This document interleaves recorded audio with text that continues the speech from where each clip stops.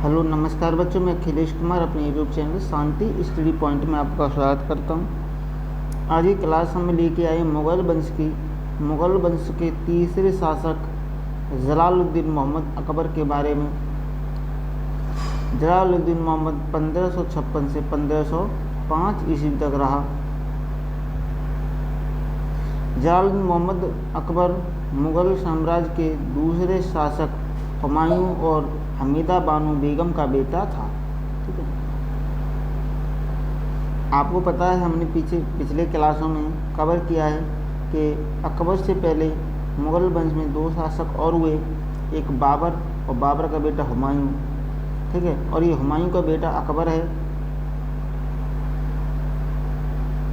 अकबर का जन्म 15 अक्टूबर 1542 को मुग़ल साम्राज्य की राजधानी में न होकर अमरकोट के राजा बीरबल के महल में हुआ था। आपको पता होगा कि जब शेरशाह सूरी और हुमायूं में युद्ध होता है और उसमें हुमायूं हार जाता है तो हुमायूं यहाँ से भाग जाता है और वो अमरकोट के राजा बीरमाल के यहाँ पर रहने लगता है। वहीं पर एक बच्चे का जन्म होता है जिसका नाम क्या रखा गया, जलालुद्दीन मोहम्मद अकबर। क्योंकि 1540 ईस्वी में बिलग्राम यानी कन्नौज के युद्ध में हुमायूं और शेरशाह सूरी के बीच युद्ध हुआ था, जिसमें हमने बताया यही कि हुमायूं पराजित हो जाता है और दिल्ली पर शेरशाह सूरी ने कब्जा कर लिया। तब हुमायूं को दिल्ली छोड़कर भागना पड़ा और उसने अमरकोट के राजा बीरमाल के यहाँ शरण ली और कुछ समय बाद वह ईरान जा पहुँचा।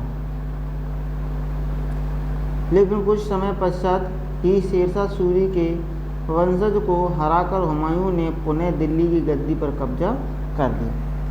देखिए, जब शेरशाह सूरी शासक रहता है तब तक तो हुमायूं छुपा रहता है, लेकिन जैसे ही शेरशाह सूरी की मृत्यु होती है और उसके वंशज आते हैं तो उनके वंशों से फिर ये युद्ध करने के लिए आ जाता है और शेरशाह सूरी के वंशज हुमायूं के सामने टिक नहीं पाते, उनकी पराजय हो जाती है। इस तरीके से हुमायूं फिर से मुग़ल वंश का शासक बन जाता है और जब हुमायूं विजय कर लेता है तो वह दिल्ली गद्दी पर बैठ जाता है। हुमायूं की मृत्यु के पश्चात पंजाब के कलानौर नामक स्थान पर 14 फरवरी 1556 को 14 वर्ष की अल्प आयु में ही अकबर का राज्याभिषेक हो गया था। मतलब जब हुमायूं की मृत्यु हो जाती है तो पंजाब के कलानौर नामक स्थान पर 14 फरवरी 1556 को अकबर का राज्याभिषेक कर दिया जाता है। ठीक है, अल्प आयु के कारण बैरम खां को अकबर का संरक्षक नियुक्त किया जाता है, जिसे अकबर ने अपना वजीर नियुक्त किया और खान ए खाना की उपाधि से नवाजा। ठीक है, जब अकबर का राज्याभिषेक होता है तो वो बहुत छोटा होता है, कितने 14 साल का। उस उम्र में वो राज्य की देखरेख नहीं कर सकता है, इसलिए राज्याभिषेक करने के बाद बैरम खां को अकबर का संरक्षक यानी गार्जियन नियुक्त किया गया, जिसे अकबर ने अपना वजीर नियुक्त किया और बैरम खां को अकबर ने खान ए खाना की उपाधि से नवाजा। 1556 से 1560 तक अकबर बैरम खां के संरक्षण में रहा। मतलब जो भी नियम कानून थे, नियम कायदे थे शासन व्यवस्था के, उन सभी नियमों को बैरम खां अकबर को अच्छे से सिखा रहा था, उनको ट्रेंड कर रहा था। 5 नवंबर 1556 को पानीपत का द्वितीय युद्ध हुआ। इस युद्ध में अकबर की सेना का मुकाबला सेनापति हेमू से हुआ। हेमू अफगान शासक मोहम्मद आदिल शाह का सेनापति था। इस युद्ध में हेमू पराजित हुआ और मारा गया।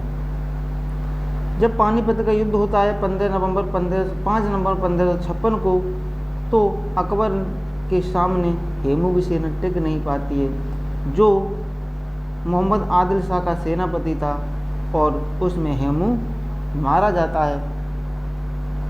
अकबर के शासन के शुरुआत के दिनों में 1560 ईस्वी से 1556 ईस्वी तक वह अपनी ढाई माँ महम अनगा या महिमा अनगा, उसके पुत्र आदम खां व उनके संबंधियों के साथ रहता था।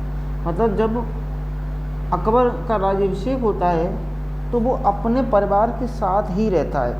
ठीक है, ढाई माँ या अनगा, ठीक है, ढाई माँ महम अनगा या महिम अनगा की उसके पुत्र आदम खां उनके साथियों के साथ रहता है, मतलब पूरे परिवार के साथ रहता है, जिस कारण अकबर के शासन पर उनके संबंधियों का काफ़ी प्रभाव था।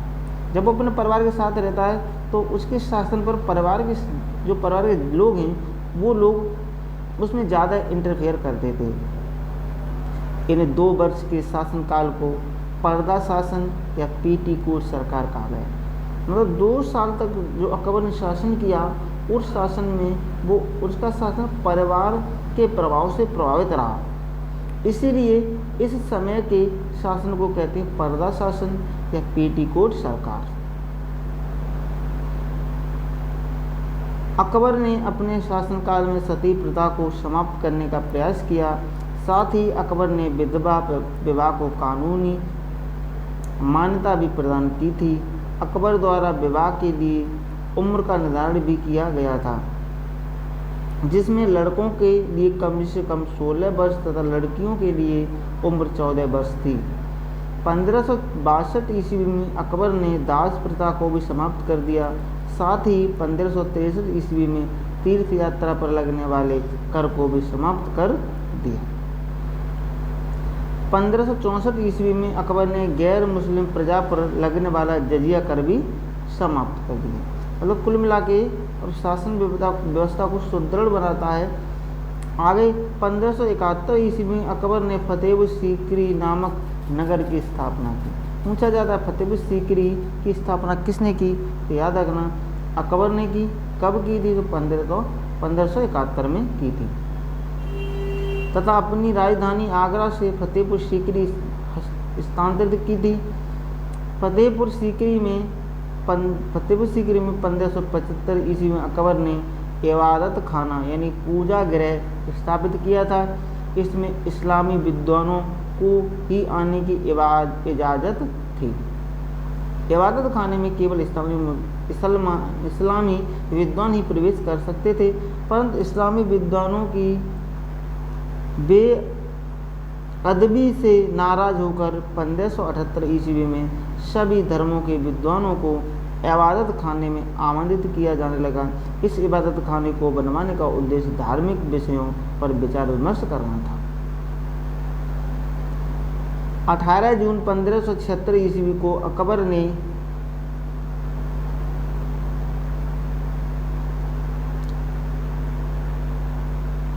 जून 1976 को अकबर और राणा प्रताप के साथ हल्दी घाटी का युद्ध होता है। याद रखना 18 जून 1576 को अकबर और महाराणा प्रताप के साथ हल्दी घाटी का युद्ध होता है।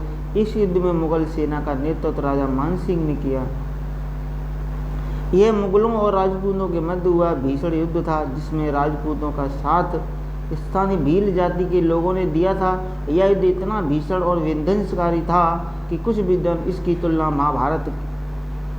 महाभारत के युद्ध से भी करते हैं। विद्वानों का मत है कि इस युद्ध में कोई भी पराजित नहीं हुआ, परंतु मुट्ठी भर राजपूतों द्वारा विशाल मुगल सेना के छक्के छुड़ा देना महाराणा प्रताप की जीत के समान थे। 1579 ईस्वी में अकबर ने महजर अथवा अमोघ व्रत की घोषणा की थी। इस महजर का अर्थ है कि अगर कभी किसी धार्मिक विषय पर कोई वाद विवाद की स्थिति प्रकट होती है तो अकबर का फैसला सर्वोपरि होगा, वही फैसला सबको स्वीकार करना पड़ेगा। अकबर ने 1582 ईस्वी में एक नए धर्म दीन ए इलाही का निर्माण किया, जिसे तौहीद ए इलाही भी कहा जाता है, जिसका अर्थ है कि दैवीय एकेश्वरवाद दीन ए इलाही धर्म में कई धर्मों जैसे मुख्यतः हिंदू और मुस्लिम धर्म, जैन, बौद्ध, पारसी, ईसाई आदि कई धर्मों के अच्छे विद्वानों का समावेश था। दीन ए इलाही धर्म का संप्रदाय था प्रधान पुरोहित अबुल फजल को बनाया गया। तो जो दीन ए इलाही धर्म जिसकी शुरुआत अकबर ने की, उसका जो पुरोहित था सबसे बड़ा वो अबुल फजल बनाया गया था, जो अकबर के 9 रत्नों में से एक था। कहीं कई मत ये भी है कि अकबर स्वयं ही इस धर्म का प्रधान पुरोहित था। इस धर्म में शामिल होने वाला प्रथम हिंदू व्यक्ति राजा बीरबल थे, वह अंतिम हिंदू भी राजा बीरबल थे। अकबर हिंदू धर्म से अत्यधिक प्रभावित था। माथे पर तिलक लगाना और हिंदू त्यौहार मनाना आदि हिंदू धर्म से लिए गए थे। इस धर्म को मानने का मकसद मुख्यतः हिंदू और मुस्लिम धर्मों के बीच की दूरियों को मिटाना था। अकबर का दरबार नवरत्नों की वजह से प्रसिद्ध था। नवरत्न असल में 9 लोगों का समूह था, जिसमें तानसेन, राजा बीरबल, टोडरमल, मुल्ला दो प्याजा, अब्दुर्रहीम खान खाना, अबुल फजल, मानसिंह, फैजी और हाकिम उमाम शामिल थे। ये 9 व्यक्ति उसके नवरत्नों की टीम में शामिल थे, इसीलिए इन्हें नवरत्न कहा जाता है।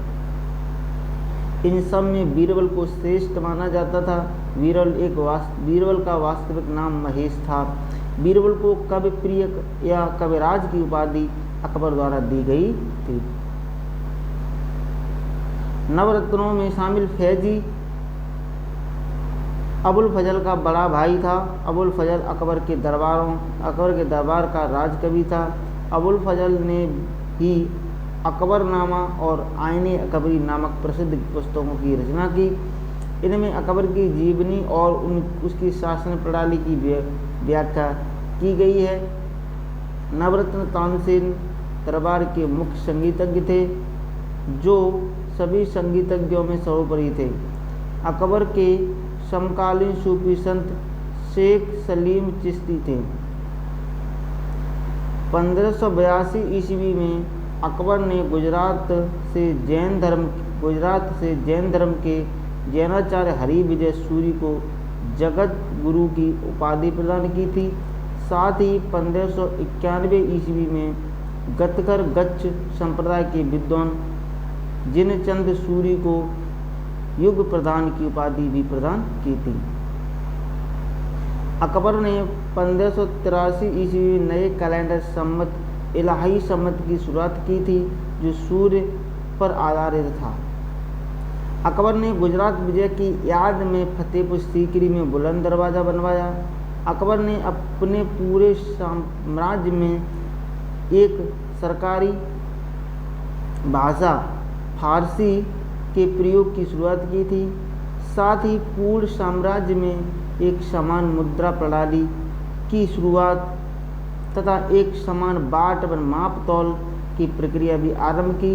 अकबर द्वारा भूमि राजस्व सुधार के कई मापदंड शेरशाह सूरी के भू राजस्व भूमि सुधारों से लिए गए थे। मतलब अकबर ने जो भूमि सुधार के लिए सिद्धांत अपनाया, वो शेरशाह सूरी के द्वारा अपनाए गए सिद्धांतों को ही पालन किया। अकबर को इतिहास में उसके सर्वधर्म सहिष्णुता के लिए जाना जाता है। साथ ही अकबर के शासन में ही मुगल साम्राज्य नई बुलंदियों पर पहुंचा था और एक विशाल मुगल साम्राज्य का उदय हुआ था। 1605 ईस्वी को अतिसार रोग के कारण अकबर की मृत्यु हो जाती है। अकबर के सिकंदराबाद के पास दफनाया गया था। उसके बाद अकबर का बेटा सलीम, जिसे जहांगीर के नाम से जाना जाता है, मुगल तख्त पर बैठता है। इतिहासकार लेनपुल ने अकबर के शासनकाल को मुगल साम्राज्य का स्वर्णिम काल कहा है। इस तरीके से अकबर के बारे में हमने पूरी जो भी उनके बारे में सूचनाएं थी कवर की हैं। आप हमारे चैनल को सब्सक्राइब कर लीजिए, वीडियो को लाइक और शेयर कर दीजिए। चलिए मिलते हैं नेक्स्ट वीडियो में। Bye bye.